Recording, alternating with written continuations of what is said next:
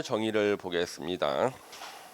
이 용어 정의 파트에서는 거기 지하층이 거의 매년 시험에 나와요. 지하층이요. 예. 그 다음에 또 시험에 자주 나오는 게 주요 구조부, 그죠? 주요 구조부 자주 나옵니다. 그래서 이제 이 지하층하고 주요 구조부가 워낙 많이 쓰이기 때문에 시험에 많이 나오는 겁니다. 지하층, 건축물의 바닥이 지표면 아래에 있는 층으로서 바닥에서 지표면까지 평균 높이가, 자 평균 높이죠? 예, 평균 높이. 최고 높이, 최저 높이가 아니라 평균 높이인데 평균 높이가 해당 층 높이의 2분의 1 이상인 것을 말한다.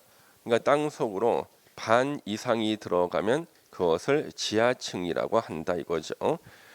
그래서 지하층의 뜻, 예, 바닥이 지표면 아래에 있는 층으로서 바닥에서 지표면까지 평균 높이가 해당 층 높이의 2분의 1 이상인 것을 말한다. 그러면은 이걸 이제 그림으로 한번 보시면은 지하층,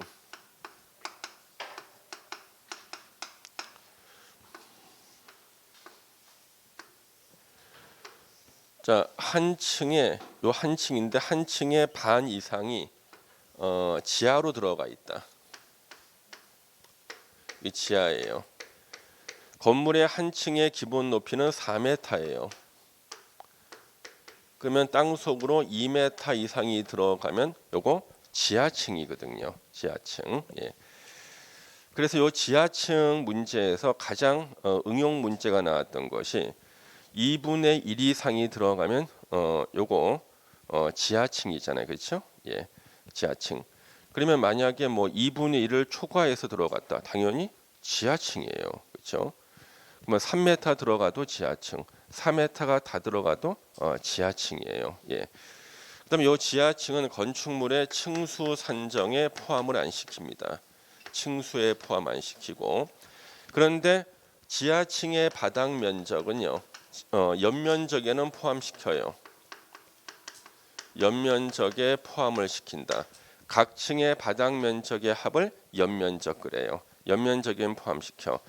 그런데 용적률 산정할 때, 용적률 산정 시 연면적에서는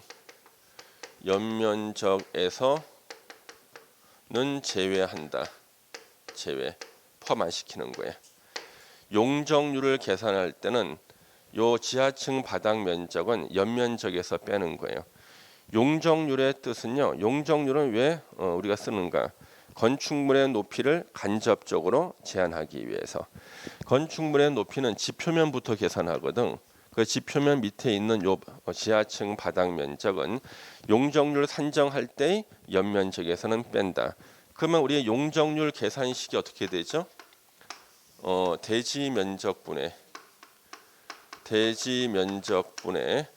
건축 연면적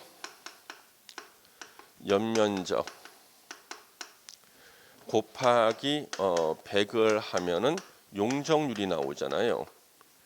이 용적률 계산할 때 이 건축 연면적에는 지하층 바닥 면적은 뺀다는 얘기야. 예. 요걸 알고 계셔야 되고, 우리 지하층은 또 설치 의무가 없어요. 우리나라 법에서 지하층을 설치하라는 강제 규정이 없다고요. 설치하고 안 하고는 건축주 마음이에요. 예. 그래서 지하층은 시험에 이제 계속 출제가 되고 있어요. 예. 2분의 1 이상이 땅 속으로 들어갔다. 예. 그럼 만약에 땅 속으로 들어간 게 2분의 1을 갖다가 초과해서 훨씬 더 많이 들어가도 물론 지하층이 되는 거다는 거. 예. 그다음 이제 주요 구조부, 내력벽, 기둥, 바닥보, 지붕틀, 주계단. 우리 앞에 자만 따서 외운다 그랬죠? 내기하면 바보지, 주스는 한 잔 마시지. 다 외웠다. 그런데 시험에서는 주계단이라고 외워서 주스 외웠는데 사이 기둥이 나온 적이 있었어요. 사이다가 생각 틀린 사람이 있어요. 사이 기둥 X. 웃을 일이 아니야. 예? 그런 어이없이 틀리는 것이 본인이 주인공이 될 수가 있어. 웃으면 안 돼. 예. 사이 기둥 X. 그렇죠? 자, 사이다 아니지. 그다음에 이제 바닥은 주요 구조부예요. 근데 최하층 바닥 X 이 두 개가 최대 함정이죠. 자, 우리 바닥이 왜 주요 구조부냐 그러면 바닥이 잘못되면 무너져서 아래층으로 떨어지면 사람 다치죠. 그런데 최하층 바닥은 떨어질 데가 없잖아, 더 이상. 그러니까 주요 구조부가 아니에요. 제가 고등학교 때는요. 우리는 시험 끝나고 나면 기말고사 끝나고 나면은 성적에 따라서 매를 맞았습니다. 담임 선생님한테. 담임 선생님께서 국어 선생님이셨는데요. 서울대학교 유도부였습니다. 손이 소뚜껑만 해. 예. 그래서 전국체전에 나가서도요 메달을 따신 분이에요. 예. 그래서 이 선생님께서요 우리는 그 아이스하키 스틱으로 맞았어요. 아이스하키 스틱. 예. 왜 학교에 아이스하키부가 있어가지고 하나 빌려가지고 오시는 거예요. 그래서 지난 모의고사, 지난 시험, 지난달보다 성적이 떨어지면은 떨어진 등수만큼 맞는 건데 지난달에 꼴찌내가 너무 좋아해. 자기는 떨어질 게 없거든 밑에. 예. 한 반에 70명이었는데 걔 70등 했거든요. 걔는 막 좋아해. 나는 맞을 수가 없나. 예. 그래서 그 꼴찌 안에는요. 그 자기 등수만큼 맞는 거라고 바꾸셨어요. 꼴찌는 등수만큼 맞는다. 그러면 걔는 그냥 70등 아니야. 너무 뒤에서 막 좋아하고 있으니까. 그래서 더 이상 떨어질 게 없지 최하층. 예. 그래가지고 항상 우리 고등학교 앞에 그 약국에는요. 이렇게 산더미처럼 쌓아놓은 게 멀리서 보면은 파란색 산이 있었어요. 약국 문 앞에 파란색 산. 안티프라민이었어. 안티프라민. 예. 항상 필수품이야. 매일 맞고요. 예. 요즘은 애 한 대만 때리면은 바로 그냥 뉴스에 나오죠. 예. 예전에 안 그랬, 예전에 그랬다니까요. 그래서 그때가 공부를 제일 많이 한 것 같아. 예. 그래서 그때 가장 많이 때리신 분이 우리 독일어 선생님이세요. 독일어 선생님. 그래서 독일어를 갖다 그 수업 시간에 다 외워. 그날 공부한 것을 시험을 보고 앞에 나와서 일어서 가지고 다 외워야 돼. 그거 틀리면은 이제 맞는 거예요. 그래서 전국 모의고사를 봤는데 독일어가 1등을 한 거야. 예. 그 꼴찌한 애들 맞아야 되는데 90점 넘었는데 꼴찌야. 그러니까 맞아. 예. 예. 그래가지고 이제 대학교 입학하면은요 우리 법대에서는 독일법을 배워야 돼요. 독법으로 원어로 배워야 되는데 그냥 법률 용어만 몇 개 외우니까 어려운 게 없어. 예, 예, 다 외웠거든. 예, 그래서 여러분들도 이제 이렇게 아이스하키 스틱 하나 갖다 놓고 하면은 이 공법 다 외우고 평균 점수 한 90점 나올 텐데. 갑자기 자꾸 그런 생각이 들어. 자꾸 유혹에 빠져. 그런 유혹에. 아이스하키 스틱 하나만 있으면은 안티프라민 가지고 그때 이제 약간 이제 잘 사는 집 애들은요 안티프라민 안 써서 그때가 처음으로 맨소레담이 나왔어. 그때가요. 걔네들은 그거야. 맨소레담.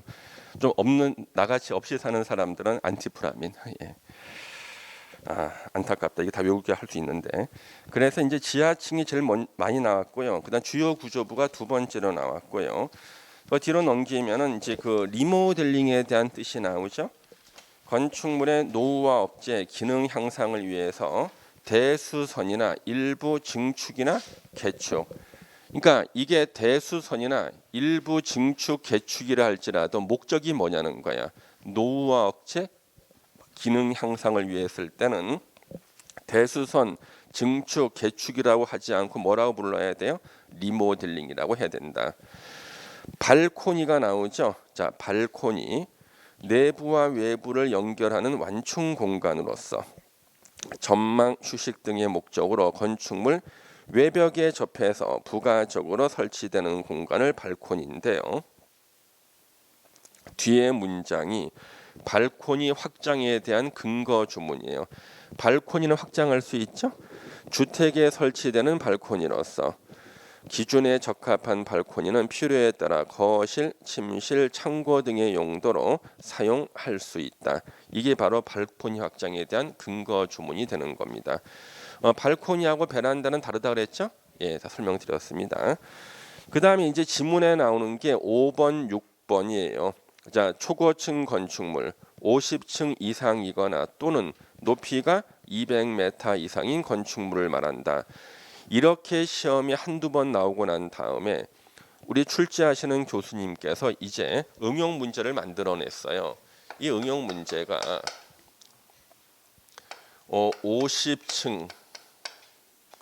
50층이고 높이가 150m인 건물은 이거 초고층인가 아닌가? OX 오지. 오늘 X라고 하신 분은 점심을 드시면 안 돼. 예. 방금 설명했어. 예, 50층 이상이거나 또는 높이가 200m. 둘 중에 하나에만 해당이 되면 초고층이야. 그러면 50층이니까 되는 거죠. 높이가 비록 200m가 안 된다 그래도 둘 중에 하나는 충족했잖아요. 그러면 이제 층수가 45층이고 높이가 200m는 초고층이 아니야. 이거 초고층 맞죠? 층수는 안 되지만 높이가 되잖아. 예. 응용 문제 같지도 않은데 틀려. 예, 틀려. 예. 자, 6번 고층 건축물. 그래서 이 초고층 건축물이 처음 우리 법에 등장한 이유가 이게 생긴 지가 딱 10년밖에 안 됐어요. 초고층 건축물이 딱 10년 전에 들어왔어요. 오세훈 전 시장, 지금 현재 시장이요. 이분이 10년 만에 다시 시장됐죠. 그때 용산에다가 초고층 빌딩을 짓겠다고 서울시가 발표한 거예요. 용산에 초고층 빌딩을 짓겠다. 이 발표를 들은 서울 시민이 서울시에다가 문의를 했어요. 초고층은 몇 층이냐? 어떤 분은 초고층은 몇 메타인가? 자기네들이 초고층을 짓겠다 그랬는데 그러면 시민들이 물어볼 거 아니야? 몇 층이냐 또는 몇 메타냐? 그래서 당황해가지고 국토부에다 문의를 했어. 초고층이 몇 층이냐 또 몇 메트냐? 국토부의 담당자가 우리나라 법에 기준이 없다는 거예요. 없어. 그래서 서둘러 건축법을 개정해가지고요 새롭게 신설했어요. 10년 전에 초고층 건축물의 기준 50층 이상이거나 한 층 곱하기 한 층이 4m 기준인 거랬죠. 또는 높이가 200m 이상을 초고층이라고 한다. 그랬더니 한강변 주변에는 초고층을 지으면 위험할 수가 있으니까 그냥 고층으로만 지어야 된다는 의견이 나온 거야. 그래서 다시 고층이 뭐냐고 또 물어보는데 사람들이 없어 법에. 다시 만들어서 고층을. 예. 그래서 고층 건축물 기준은 30층 이상. 왜 30층이 나왔냐 그러면요. 요즘에 뉴스에 나오는 압구정동 현대아파트 있잖아요. 거기 재건축을 35층까지로 한다 그래서 고층으로만 한다 그랬거든요. 그래서 일단 30층이 나온 거예요. 그 30층 곱하기 4m는 얼마요? 120m. 예, 고층 건축물. 그러면 초고층하고 고층 사이가 뭐가 있었죠? 준 초고층이 있었죠. 그러면 그 사이는 뭐냐는 또 질문이 있어가지고 또 만들었어요. 그는 건축법 시행령에다 만들어서 준 초고층 30하고 50 사이는 준 초고층이다. 건축물의 유지 관리가 시험 지문에 한번 나왔는데요. 유지 관리의 주체가 누군가 냈어요. 소유자나 관리자야. 절대 국가나 지자체가 아닙니다. 국가나 지자체가 여러분들의 건축물을 유지 관리해 줄 사람들이 아니지. 예? 그걸 틀렸다니까. 소유자나 관리자가 사용 승인된 건축물의 대지 구조 설비 및 용도 등을 지속적으로 유지하기 위해서 건축물이 멸실될 때까지 관리하는 행위를 말한다. 멸실될 때까지 관리하는 행위를 말한답니다. 예. 그래서 제가 요즘에 이제 건축 실무를 가르치고 있는데 이 건축 실무에서는요, 우리 아파트는요, 그래도 주택법이 있어가지고 아파트 건축 기준이 아주 자세해요.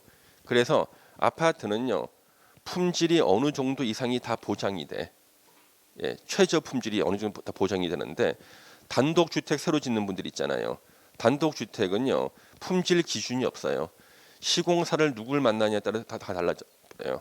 그 단독 주택 지을 때가 제일 문제예요. 예, 단독 지을 때가. 그 단독주택은 시공사 잘못 선정하면은 자기 땅까지 뺏기는 경우가 많아요. 그래가지고 그 단독주택을 짓고 싶으신 분들은 저를 찾아오세요. 저한테 상담을 받아. 그러면 제가 이제 몇 가지를 가르쳐드리면 절대 이제 사기를 안 당합니다. 실내 건축이 바로 인테리어를 말합니다. 인테리어. 그러면 집수리를 리모델링이라고 썼으면은 실내 건축을 인테리어라 그래야지. 그냥 실내 건축 써놨네요. 건축물의 실내를 안전하고 쾌적하며 효율적으로 사용하기 위해서 내부 공간을 칸막이로 구획하거나 벽지, 천장재, 바닥재, 유리 등 대통령령으로 정하는 재료 장식물을 설치하는 것을 실내 건축이라고 한다. 그 다음에 이제 다중 이용 건축물은요. 저기 별표 하나 해주세요. 이 다중 이용 건축물은 언제 시험에 나오냐 그러면요. 다른 때 시험 나오는 게 아니라 화재가 나서요. 사람들이 많이 뭐 죽거나 다치거나 하면 그의 시험에 나와요. 화재가 나오면요. 그래서 예전에 2년 연속 나온 적도 있어요. 왜? 대형 화재가 2년 연속 있었거든. 예. 그 다중 이용 건축물요. 우리 중개사하고는 거리가 멀거든. 왜? 우리 중개사 웬만한 중개사가 다중 이용 건축물 중개할 일이 별로 없어. 예. 이거는 건축사 시험에 나오는 건데 이걸 내는 거예요. 이거는 우리 시험과는 사실 거리가 있죠, 당연히. 중개사가 다중이용 건축물 중개할 일이 거의 없죠. 예. 자, 그래서 다중이용 건축물에 불특정한 다수 사람들이 이용하는 건축물로서 불특정 다수인 많이 들어본 얘기인데 불특정 다수인 다음 어느 하나에 해당하는 건축물을 말한다는데요. 거기 가로 2번에 16층 이상인 건축물은 건축물의 바닥 면적 합계나 건축물의 종류는 전혀 상관이 없어. 일단 어떤 종류든 바닥 면적 합계가 얼마든 일단 층수가 16층 이상이면 무조건 다중이용 건축물이 돼요. 예. 하여튼 16층 이상일 때는 바닥 면적 합계가 5,000제곱미터 미만이라도 또 위에 박스에 나오는 그 종류에 해당하지 않더라도 종류와 바닥 면적 합계를 묻지 않고 무조건 다 다중이용 건축물이다. 그 다음에 이제 가로 1번이 이제 시험에 나올 때, 자, 바닥 면적 합계가 5,000제곱미터 이상인 건축물, 문화 및 집회 시설, 가로가 시험 문제예요. 동물원, 식물원은 제외다. 선생님, 문화 및 집회 시설이 동물원, 식물원이 들어가 있는데 동물원, 식물원이 바닥 면적 합계가 5,000제곱미터 이상이라도 왜 다중이용 건축물이 아닙니까? 동물원에 불 났다. 그냥 동물들만 죽잖아. 예. 식물원에 불 났다. 식물들만 없어지는 거지. 그래서 동물원, 식물원은요. 바닥 면적 합계 5,000제곱미터 이상. 요거는 다중이용 건축물이 아니다. 그게 시험 문제가 되는 거고요. 종교시설, 판매시설, 판매시설의 대표가 뭐예요? 백화점이죠. 그렇죠? 운수시설 중 여객용 시설 그랬죠. 이게 뭐야 이거? 예. 시험에 나오겠다 이거. 운수시설 중 여객용 시설인데 화물용 시설 X. 화물용 시설 X. 불나봤자 화물만 불에 타잖아. 사람 안 다치죠. 그렇죠? 화물용 시설 X. 예. 그 다음에 의료시설 중 종합병원이 나왔고 그래서 우리는 그냥 종합병원을 기억하는 거고 여객용 시설 기억하고 숙박시설 중 관광 숙박시설 그랬죠. 관광 숙박시설. 그래서 일반 숙박시설 X. 일반 숙박시설 X. 예. 선생님 지난달까지는 이런 거 안 가르쳤잖아요. 지난달 이런 거 가르치면은 거의 다 쓰러져. 예.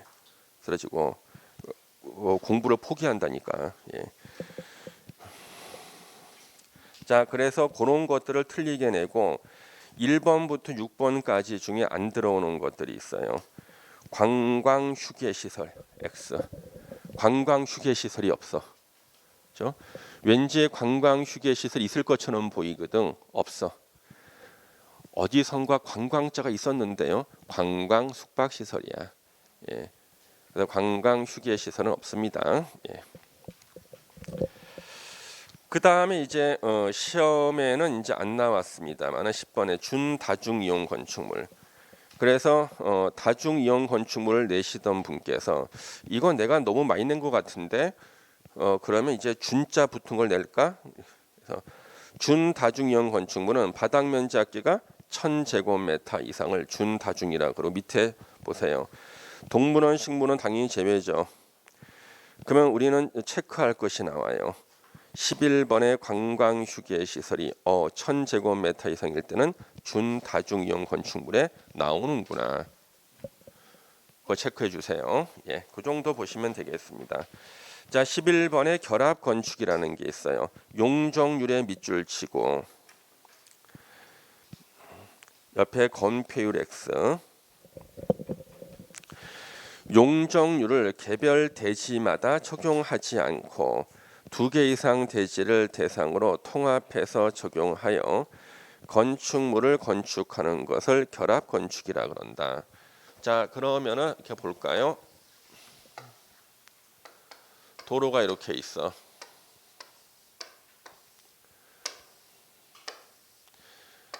A 대지, 그다음 건너뛰고 B 대지가 있어. A 대지와 B 대지를 결합해서 결합 건축을 하겠다. 여기서 건물 지을 때 여기 용적률하고 B 대지에 짓는 용적률을 이걸 더해서 하나로 보고 짓겠다는 거예요. 예. 그래서 용적률을 개별 대지마다 적용하지 않고 2개 이상 대지를 대상으로 통합 적용하겠다. 건축물을 건축하는 것을 말하겠다. 이게 바로 결합 건축이다. 용적률의 건폐율이 아니라. 그다음 이제 건축물의 대지 면적 등의 산정 방법 공부를 하자니 자주 안 나오고 안 하자니 가끔 나와. 예. 그러면 1번의 대지 면적 산정, 대지를 수평으로 잘랐을 때 나오는 면적이 수평 투영 면적이에요. 대지를 표면적으로 계산하잖아요. 그러면은 실제 면적보다 늘어나요. 그래서 우리 대학에서 쓰는 이제 교재에는 제가 대학에서 강의할 때 쓰는 교재에는 제가 이렇게 그려놨어요. 여기에 대지야. 대지. 자, 대지가 이렇게 경사가 져 있잖아요. 이렇게요. 그러면 이것을 표면적으로 계산하면은요. 실제 면적이 더 늘어나. 요 각도만큼 늘어난다고. 그래서 이것을 수평으로 잘랐을 때 나오는 면적이 이게 뭐야? 수평 투영 면적. 이걸 계산하는 거. 이걸로 계산해야 돼. 수평 투영 면적 계산해야 된다고. 그러면 경사가 진 대지는 표면적으로 하면 이게 더 길죠. 오차가 생기는 거야. 예. 그래서 이게 원칙, 수평 투영 면적 한다. 근데 우리 건축 실무에서 이제 학생들한테 추가로 가르칠 때는 부동산 학할 때는 만약에 대지에다가 잔디를 심는다 그랬을 때요. 예, 잘못해서 수평 투영 면적으로 하잖아요. 그러면 잔디가 모자라. 예. 조경이라든가 잔디 같은 거 할 때는요. 저 때는 수평 투영 면적 하면 안 되는 거야. 그러면 면적이 모자라게 돼요. 나중에는요. 예. 그래서 대지 면적 산정 수평 투영 면적으로 하고요. 건축 면적의 산정 방법 외벽의 중심선으로 둘러싸인 부분을 반듯하게 잘랐을 때 나오는 면적. 외벽이 없을 때는 외곽 부분의 기둥을 말합니다. 중심선 건축 면적 산정 방법이다. 그 다음에 시험에서요 가장 많이 나온 게 그 중에는 바닥 면적이에요. 그래서 이제 바닥 면적을 우리는 조금 더 자세히 보는 건데, 자, 이 바닥 면적은요 일상생활이죠.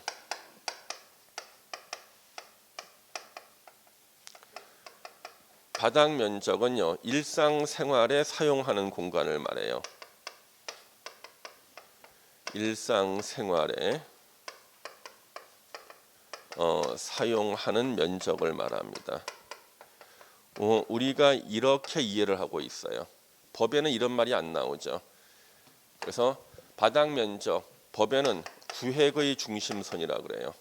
구획의 중심선으로 둘러싸인 부분의 수평 투영 면적이라고 나오지만 시험 문제를 풀 때는요. 일상생활에 사용하는 면적은 바닥 면적에 포함, 일상생활에 사용하지 않는 면적은 바닥 면적에서 제외. 이래야지만 문제를 맞출 수가 있어요. 그러면 거기에 보시면 건축물의 각 층 또는 그 일부로서 벽, 기둥, 그 밖이 이와 비슷한 구획의 중심선으로 둘러싸인 부분의 수평 투영 면적으로 하는데 이제 시험 문제는요. 이제 특별한 규정들이 다 시험 문제가 되는 겁니다. 1번 벽 기둥에 구획이 없는 건물. 그랬을 때는 우리가 일상생활은 그런 안쪽으로 1m는 들어와서 일상생활을 할 것이다. 그렇죠? 1m를 후퇴한 선으로 둘러싸인 수평 투영 면적을 말하고 주택의 발코니하고 가로하고 노대 등. 그래서 노대라는 단어는 건축법에서 쓰는데 노대의 뜻이 뭔지는 안 나와. 아주 짜증나죠. 예. 단어는 쓰는데 뜻이 안 나와. 그러면 이런 것의 대표가 뭐냐 그러면 건축법에서는 노대 단어는 써. 뜻은 법에 없어. 그 다음에 국토계획법의 개발행위. 개발행위의 뜻은 없어. 그냥 쓰기만 하는 거지. 그렇죠? 예. 그 다음에 이제 법에도 안 나오고 법에도 뜻이 없고 그런데 실무에서 쓰는 것이요. 테라스나 데크 같은 거예요.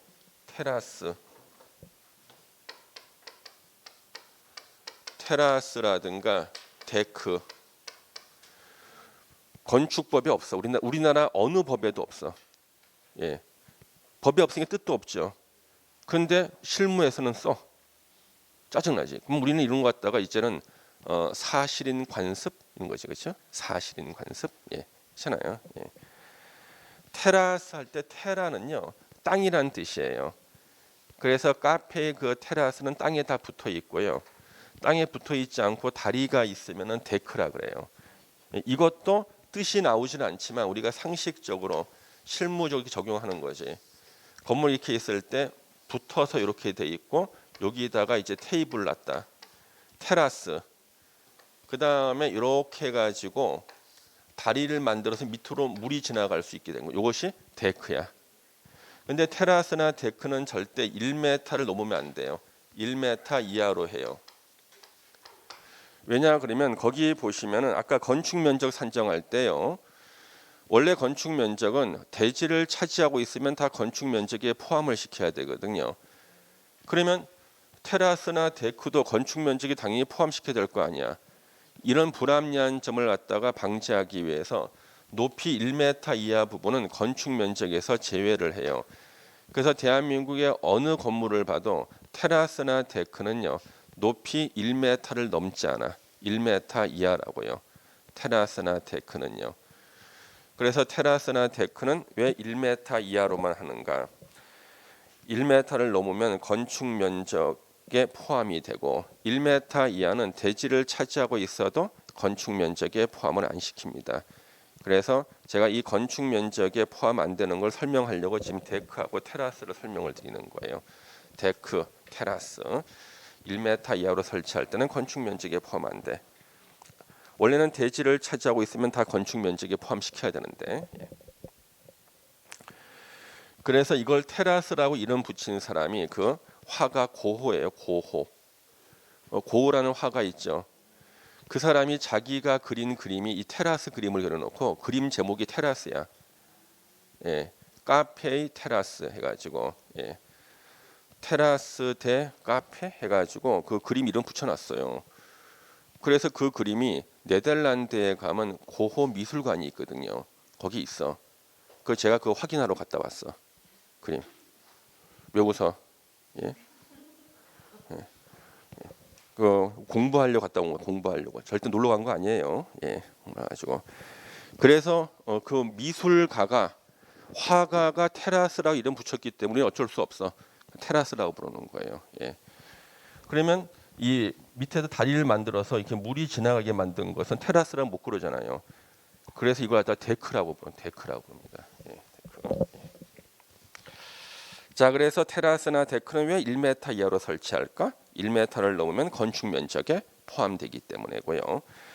그러면 이제 노대는요, 뜻은 없이 건축법에서 쓰고 있는데 노자가 노출할 노자야.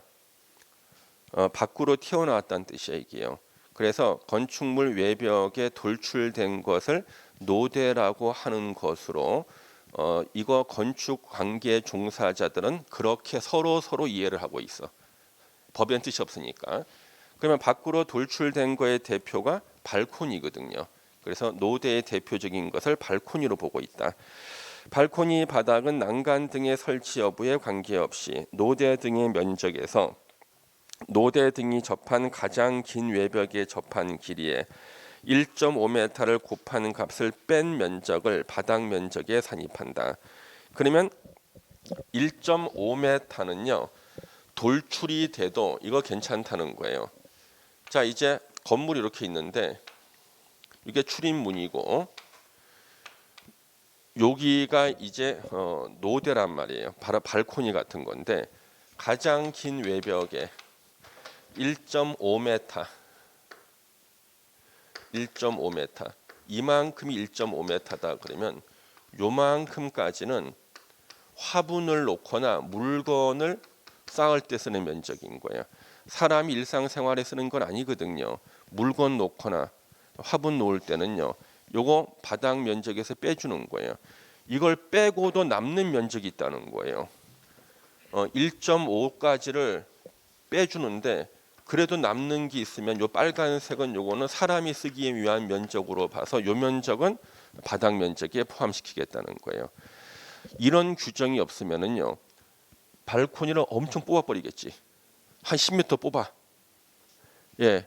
그럼 이거 안 되잖아. 그래서 1.5m까지는 여기서 바닥 면적에서 빼주고 요거 빼고도 남는 것은 바닥 면적에 포함시키겠다. 그래서 화분 놓고 뭐 물건 쌓고 할 때는 1.5m까지는 봐주겠다는 거지. 이거 빼고 1.5m를 곱한 값을 뺀 면적을 바닥 면적에 산입한다. 동그라미 2번이 심한 2번인가 나왔죠. 그 다음에 또 3번에 우리 아파트 꼭대기에는 돌출된 것이 있어요. 그게 뭔가 보면 엘리베이터를 끌어올리는 시설이 설치가 돼요. 승강기탑, 계단탑. 계단이 올라올 때는요. 계단탑이 있어야지만 사람이 서서 밟고 옥상으로 나올 수가 있어요. 예, 계단이 설치가 돼서 볼록하게 나와 있다고. 그래서 우리 옥상에서 보면은 아파트 옥상이다. 아파트 옥상이야. 사람이 이렇게 나와야 될 거 아니야. 저 계단 밟고 나와야 될 거 아니야. 그렇죠? 아니면 엘리베이터를 끌어올리는 탑이 있어야 될 거고. 그렇죠? 엘리베이터. 문 열고 나와야 될 거 아니야. 이렇게. 자, 그래서 요런 거 엘리베이터, 승강기탑, 계단탑 요런 것들은요. 저기서 여러분들이 일상생활 하는 건 아니죠. 그 면적, 승강기탑이나 계단탑이나 장식탑 는 바닥 면적에 산입하지 않고 저기 차지하고 있는 면적은 다락이 또 시험에 나왔죠. 다락은 바닥 면적에 산입하지 않는데 다락의 용도는 물건을 쌓는 걸 말해요. 물건을. 다락의 용도는 물건을 쌓는 거예요. 층고가 1.5m 이하인 것만 해당한다. 그래서 층고가 1.5m 이하는 다락으로서 그것은 바닥 면적에 포함하지 않는다. 그래서 우리가 흔히 말하는 우리 복층 구조라는 게 있잖아요. 그렇죠? 그래서 복층 구조라는 게 이렇게 있습니다. 문 열고 이렇게 들어가서 딱 들어갔더니 여기가 이렇게 하나가 층이 더 있고 여기 이렇게 사다리가 있잖아요. 이게 딱 올라가면은요 사람이 고개를 못 들어요. 이렇게 머리를 이렇게 있어야 돼. 그리고 한마디 하지. 이왕 만들고 좀 높게 만들지 그러는데 높게 만들면 안 돼. 이 높이가 얼마야 되는 거야?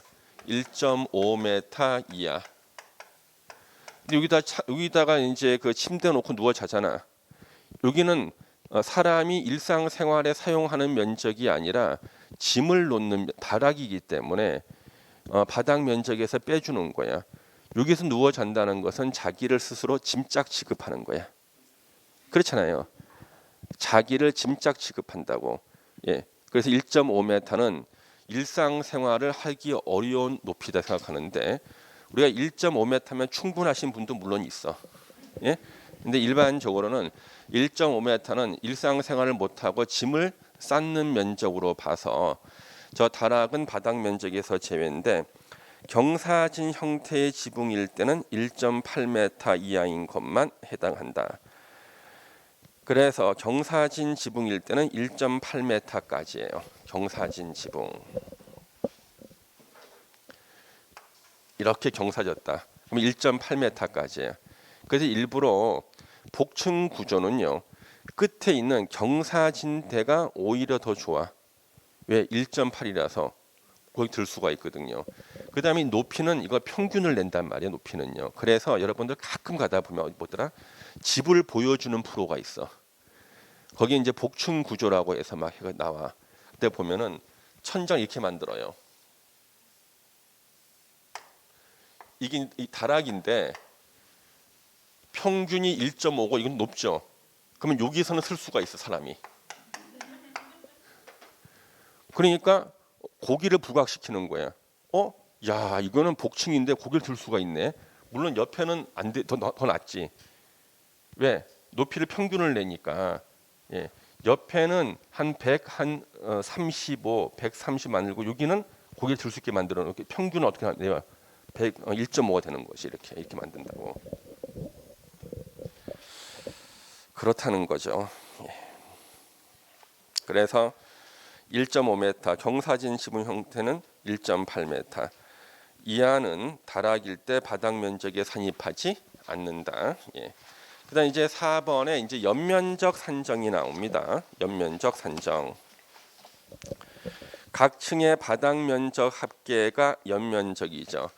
연면적 산정할 때는 지하층이 포함돼 포함이 안 돼요. 포함된다 그랬잖아. 연면적 산정 지금 그럴 때가 아니야. 연면적 산정할 때는 지하층 바닥 면적이 포함이 돼. 근데 용적률 산정할 때는 지하층 바닥 면적은 연면적에서 제외라고요. 용적률이라는 말이 들어가야 돼. 예. 그 정상적인 그 선생이라면은 여러분 가르치면서 이렇게 좀 뭐라 그럴까 화병이 생긴다던가, 예? 막 이렇게 뭐라 그럴까 우울증이 빠져 정상인데. 저는 뭐 워낙 멘탈이 강하고 그냥 그렇거니 하기 때문에 저는 전혀 그렇지 않아. 예, 웃으면서 또 강의하잖아. 내가 똑같은 걸 한 10번 강의했는데 학생들이 기억을 못한다. 그건 나의 잘못이야. 예? 20번을 설명하자는 나의 잘못이야. 예. 그러니까 마음이 너무나 편해. 나의 잘못이니까 그렇죠. 예. 내가 여러분을 탓하지 않잖아. 예. 다 나의 잘못이거든. 예. 그러니까 이렇게 마음이 편하고 점점 제가 이 부처님이 되는 것 같은 기분. 예? 예. 부처님이 되는 것 같아요. 부처님. 예. 예. 그래서 그 우리 대학교 동창들 중에서 요즘에 은퇴하는 친구들이 중개사 공부 많이 해요. 근데 이 중개사 공부하는데 자존심이 있어서 민법이나 이런 것은 절대 강의를 안 들어요. 근데 자기가 도저히 안 되겠대. 공법만큼만 공법하고 세법은 안 되겠대. 예. 중개법 한번 읽으면 다 알겠는데 세상에 이 공법하고 세법 안 되겠다는 거예요. 그래서 이제 공법하고 세법만 강의를 듣다가 전 연락을 해요. 대학 우리 법대 동창들이요. 야, 너 성격 많이 좋아졌더라 그러는 거야. 대부분 얘기가 성격 많이 좋아졌다. 그다음에 입만 살았다. 입만 살았다. 그렇죠. 4학년 때 법대 4학년 때는 앞에 나와서 발표를 해야 되는데 발표도 제대로 못하고 말도 제대로 못하던 네가 입만 살았다. 성격 많이 좋아졌다는 거예요. 예. 다 여러분 덕분입니다. 예. 예. 저를 부처님으로 만들어 주시니 예. 좋아지지. 그래서 이 연면적에서요 어이없이 틀린 게 바로 그거예요. 각 층의 바닥 면적의 합계를 연면적이라 하고 연면적에는 지하층 바닥 면적도 포함한다. 맞아. 단 용적률 산정할 때는 지하층 바닥 면적을 연면적에서 제외하는 거예요. 예. 그럼 이제 용적률 산정할 때 바닥 면적에서 제외하는 거. 예. 그러니까 바닥 면적 합계가 연면적이니까 용적률을 산정할 때는 연면적에서 제외 또는 바닥 면적에서 제외 같은 말이죠. 자, 지하층 면적 제외. 지상층이라도 부속용도 주차장 면적은 제외. 주차장 설치를 장려하기 위해서 부속용도 주차장 면적은 지하층이 아니라 지상층이라도 제외시켜줘요. 초고층 건축물과 준초고층 건축물에 설치하는 피난 안전구역 면적, 화재 대피 공간, 용적률에서 제외한다. 건축물의 경사 지붕 아래에 설치하는 대피 공간 면적, 역시 화재에 대한 대피죠. 역시 용적률 산정할 때는 빼준다. 예. 자, 건축물의 높이 지표면으로부터 건축물의 상단까지로 한다. 상단은 옥상 바닥을 말하고 난간 높이는 빼는 겁니다. 만약에 난간 높이까지 포함하면은요, 높이를 손에 안 보려고 난간을 다 없앨 거 아니에요. 63 빌딩 옥상에 갔는데 난간이 없어. 이 바람 세게 불면 사람들 다 없어진다니까. 그래서 난간 높이는 빼죠. 근데 여기 가로에 건축물의 1층 전체에 필로티가 설치가 돼 있다. 기둥만 있고 벽이 없다. 그러면요, 이때는 필로티는 그 높이에서 빼준다. 그렇죠? 건축 높이에 빼줍니다.